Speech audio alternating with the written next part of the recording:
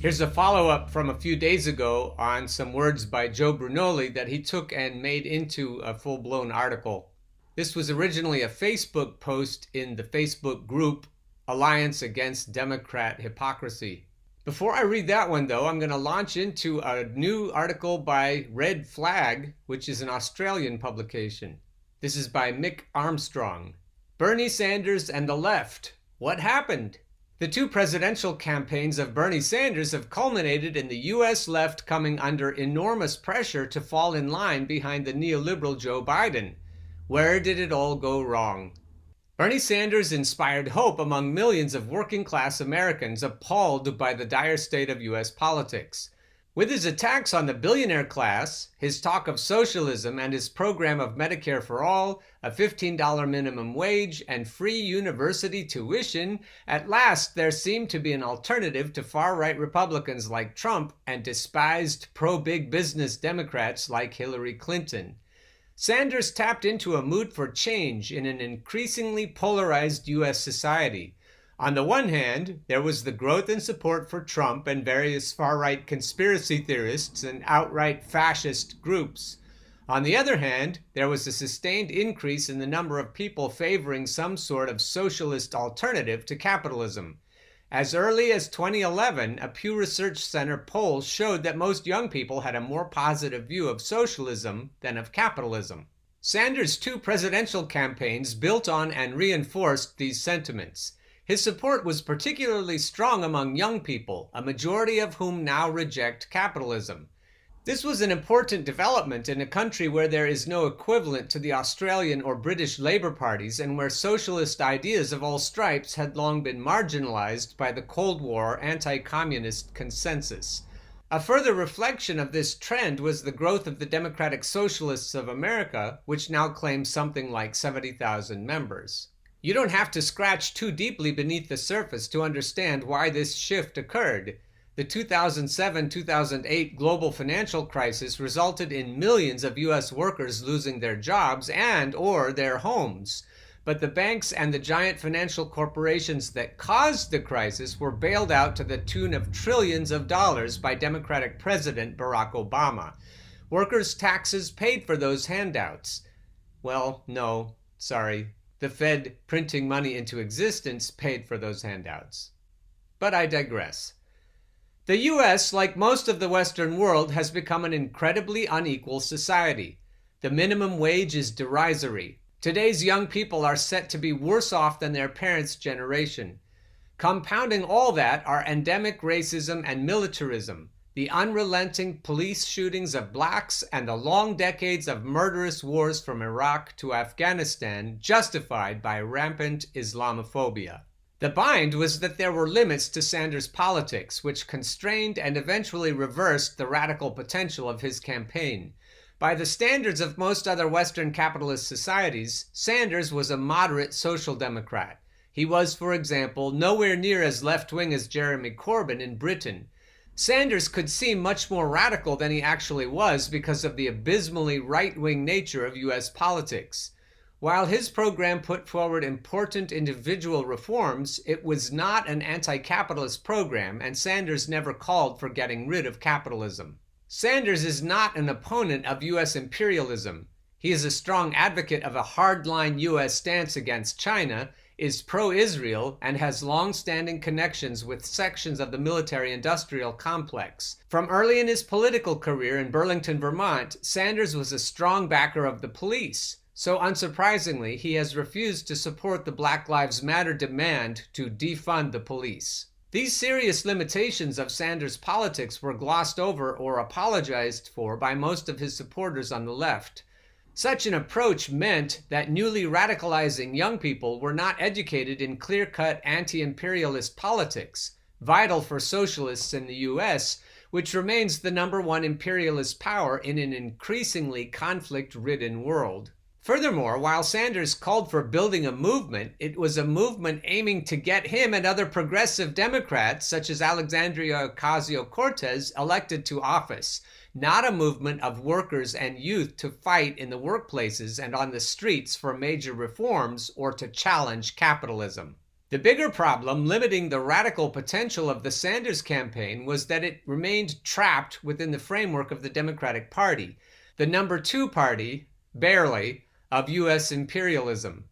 Born as the party of the Southern slaveholders, the Democrats have always served the interests of the rich and powerful and of U.S. military might.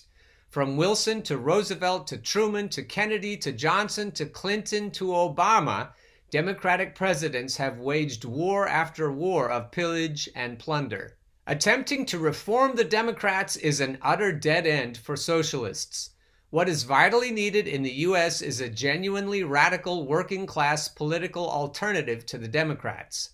Sanders could have helped build such an alternative if, after his defeat in the 2016 primaries, he had run as a social democrat against both Clinton and Trump. But despite facing a brutal dirty tricks campaign by the Democrats' corporate establishment, Sanders offered no alternative to his many supporters.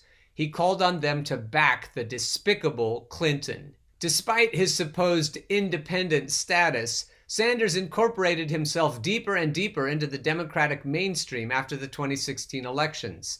He tried to build not a left-wing alternative to the Democrats, but a mildly progressive faction very much loyal to this party of big business. Ding, ding, ding. To prove his loyalty in the 2018 midterm elections, Sanders campaigned for liberal, centrist, and right-wing Democratic candidates. And from the outset of the presidential primaries, Sanders made it clear that he would back whoever won the Democratic nomination, even a hardline conservative like Joe Biden. Although he was again savagely done over by the Democratic establishment, Sanders remained true to his word. Indeed, Sanders and the likes of Ocasio-Cortez have gone out of their way to praise Biden. In order to get on board left-wingers hostile to Biden, Sanders and other liberal Democrats have painted Biden as some sort of savior of workers' interests against Trump. This is despite Biden making it crystal clear that he will not back any of Sanders' policies and focusing his campaign on making concessions to right-wing Republicans worried that Trump's behavior discredits U.S. imperialism's standing in the world. So rather than working for a break from the Democrats, Sanders and the likes of Ocasio-Cortez have acted as a safety valve for U.S. capitalism's B team. They have tried to channel a growing radicalism, especially among young people, back into the discredited Democrats. Following this same trajectory, the Democratic Socialists of America have been increasingly incorporated as the progressive wing of the Democrats. Sanders has joined a long line of past liberals, progressives, and social democrats who have helped prop up the Democratic Party in the face of mass upsurges of disaffection by giving it a seemingly radical face. These various progressives have played and continue to play a vital role in maintaining the stability of U.S. capitalism.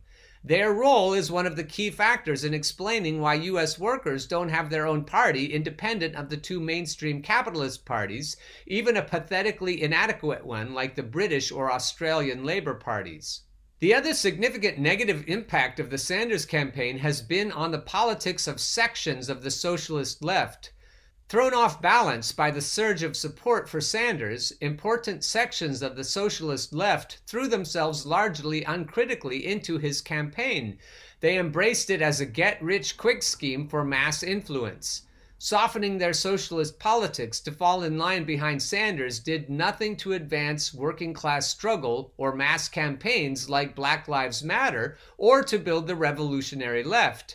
It strengthened the hand of the reformists and liberals who dominated and set the political terrain of Sanders' campaign. Numerous leftists abandoned the long-standing stance of the radical and revolutionary left in the U.S., from the syndicalists of the industrial workers of the world to Eugene Debs' Socialist Party, to the early U.S. Communist Party, to the Trotskyist movement, of not voting for candidates of either of the two dominant capitalist parties. Initially, many on the left, including leaders of the Democratic Socialists of America, proclaimed that it was Bernie or bust, that they would campaign only for Sanders and not for a right-wing corporate Democrat like Biden. But abandoning the socialist principle of not supporting candidates of openly capitalist parties in order to back Sanders and Ocasio-Cortez became a slippery slope. If you were prepared to vote for Sanders running as a Democrat on a mild social democratic program against Trump, it is no great further stretch to vote for the lesser evil Biden against the fascist Trump. Indeed, many of the former supporters of Bernie or bust have now caved in to the relentless campaign of the Democrats and the liberal establishment to back Biden. But falling in behind Biden and the Democrats will do nothing to strengthen the hand of workers and the oppressed to resist the harsh attacks they will inevitably face, whoever sits in the White House after the presidential elections. Moreover, it will do nothing to counter the threat from the right, which has grown in the very soil of the harsh neoliberal capitalism championed by Democrats such as Biden. What is vitally needed in the U.S. is a fighting socialist movement to champion mass struggles like the Black Lives Matter movement and to build broader working class resistance. Those struggles won't be advanced by tailing the Democrats, no matter how seemingly progressive, but only by building a militant working class political alternative. So in that setting, Joe Brunoli's article makes even more sense. A Rational Reason to Hope Biden Loses by Joe Brunoli. If he wins without the left, progressives like Bernie and AOC will be stripped of all power. And here's an aside for me. Bernie and AOC know exactly what's going to happen after Biden wins. They ain't gonna get squat. Berniecrats who still support Bernie should do everything they can to oppose Biden. Here's why. In the aftermath of the 2016 election, when centrist Democrat Hillary Clinton failed to beat Trump, the Democratic establishment famously refused to do a post-mortem to find out why they lost.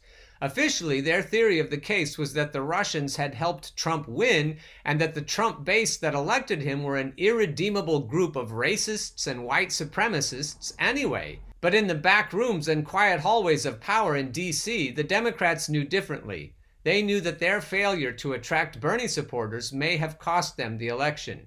That is why they reacted to the loss by making Bernie part of the Senate Democratic leadership. On November 16th, just days after the massive electoral loss, Bernie Sanders was named chairman of Outreach during a closed-door Senate Democratic caucus meeting. Senator Debbie Stabenow of Michigan said Sanders was brought into the leadership to better represent the different factions of the Democratic caucus in decision-making. We want to expand on that, and he will be reaching out to all our allies, she told reporters. This was an obvious but very logical move to signal to Bernie's base that they still had a place in the Democratic Party. But things are different in 2020. 4 years ago, Hillary was very accommodating to both Bernie and his supporters. She actively tried to woo Bernie's base, and she even campaigned with Bernie.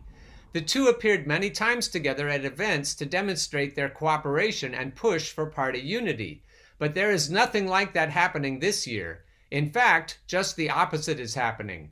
Joe Biden is running away from Bernie every chance he gets. He trashes Bernie in interviews and debates, saying, "I beat the socialist."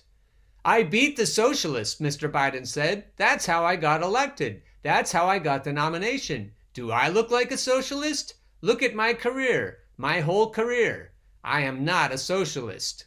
Biden repeatedly falls for the baiting tactic of the GOP, strongly denouncing Bernie and AOC and asserting that they have no influence in the Democratic Party. Indeed, Biden sounded almost like Trump when he dismissed Bernie for the umpteenth time, saying, "I am the Democratic Party." And of course he follows that up with a steady refrain of, "I am not a socialist." The Democrats and the Biden campaign have made a very conscious decision to place their electoral bets on winning over moderate Republicans and conservative Democrats and independents. At the same time, they have made a determined effort to reject those on the left, young people, and blue-collar workers. In short, the Bernie base. In fact, it seems as if Biden is running against Bernie almost as much as he is running against Trump. Ding, ding, ding. If Biden wins with this strategy, the Democrats will crow that they won by attracting Republicans to their cause. They will claim that the American people believed Biden when he said the Democrats rejected Bernie and AOC. They will say that their winning message was that the party would follow Biden's lifetime example of conservatism and corporate-friendly policies. Many people have observed that if the Democrats win the Senate this year, Bernie Sanders will be head of the Senate Budget Committee. He is, after all, the ranking member of that committee currently, so this would seem to make sense. In fact, Republicans have campaigned on this very possibility. Lindsey Graham told a group of donors to dig deep because if the Senate flips to Democrats, Bernie Sanders is the Budget Committee chairman. But think about it. If Biden gets elected by saying that Bernie does not represent the party, if he thinks that he needs to sideline Bernie in order to maintain his support on the right, will he allow Bernie to ascend to such a powerful and high-profile position? No way. Likewise, Democrats taking control of the Senate would make Bernie chairman of the Senate Subcommittee on Health Care. Do you really think Joe Biden and Chuck Schumer and the rest of the Democratic leadership will let the world's #1 proponent of Medicare for all take over that chair? No way. Remember, Bernie is not a Democrat. He is not an official member of the Democratic caucus, and he does not have any official seniority, power, or influence in that caucus. Everything that Bernie has, he has solely due to the good graces of Chuck Schumer and the rest of the Democratic leadership. And if Biden assumes power, the Democrats in the Congress will follow his lead. That is how D.C. works. Biden's White House staff will reflect the same neoliberal conservatism that Biden does. They will pressure the congressional leaders not to allow leftists like Bernie and AOC to occupy any sort of prominent or powerful position, lest the conservatives and the never-Trump Republicans point and shriek in horror, screaming that they have been tricked and betrayed by Biden, the Trojan horse for socialism. The best thing that true Bernie supporters can hope for is that the Democrats win the Senate but lose the White House. If that happens, we can expect that Bernie's star will rise as it did following the 2016 debacle.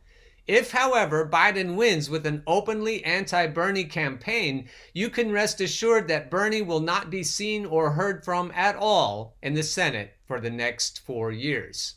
So, dear viewers and listeners, not only should you not vote for Biden, you should do everything possible, everything in your power to sabotage Biden. Friends, don't let friends vote for corporatists.